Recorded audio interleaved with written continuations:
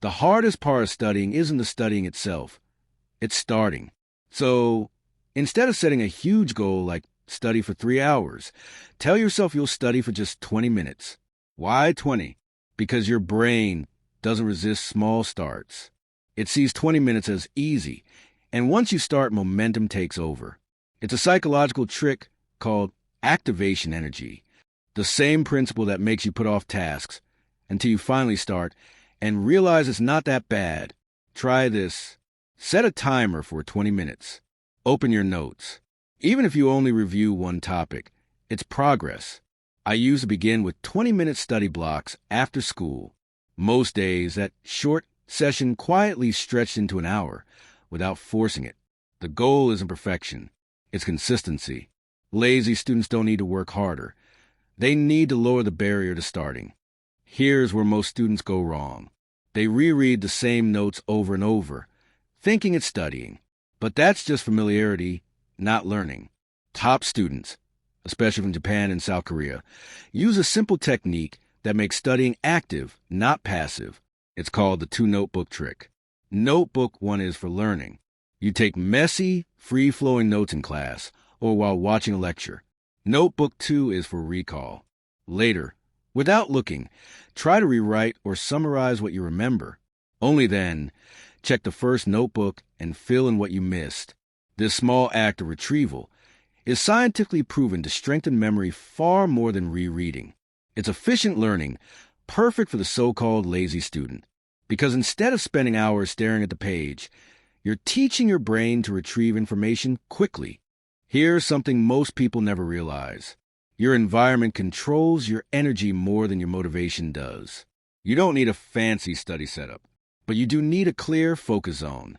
That means a small, clean surface, only one subject visible, and your phone out of sight. Even if your focus zone is just a part of your desk or a corner of your bed, keep it consistent. When your brain sees that same setup every day, it learns this is where we study. It becomes automatic. When I created my own small study corner, just a lamp, my notebook, and tea, it became a quiet cue for focus. No motivation needed, just environment conditioning. So instead of trying to fight distractions, design a space where you don't need to. Lazy students often struggle not because they lack discipline, but because their dopamine system is hijacked. Social media gives instant reward. Studying gives delayed reward. And the brain always picks the easier one. So how do you fix it? By using reward reset. It's simple. Pair your study session with a small reward after finishing. For example, study 20 minutes, then scroll for 5, or make coffee after your session, not before. Over time, your brain starts linking that small effort with a feel-good payoff. It's called dopamine association.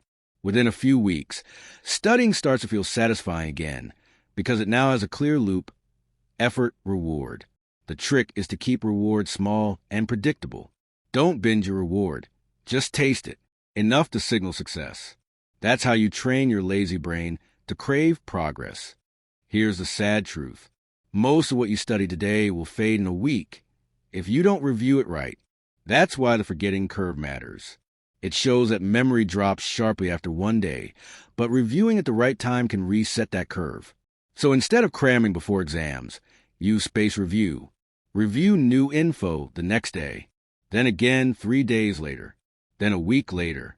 Each review takes less time, but strengthens memory exponentially. You can do this in under 10 minutes per subject.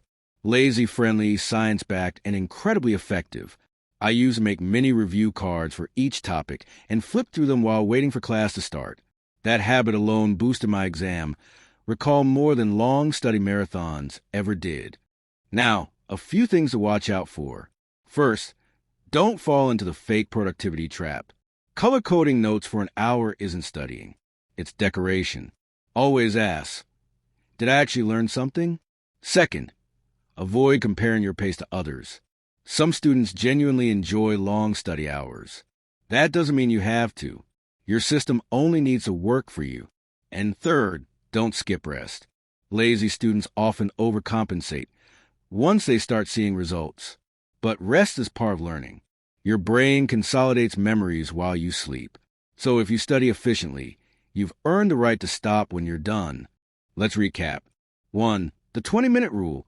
Lower the barrier to starting. 2. The 2-notebook trick. Learn actively through recall. 3. The focus zone method. Design a simple, consistent space. 4. The reward reset. Retrain your brain's dopamine. 5. The forgetting curve reset.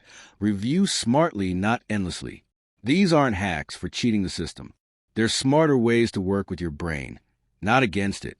If you apply just 2 of them, you'll already feel the difference. Less guilt, more clarity, and steady progress.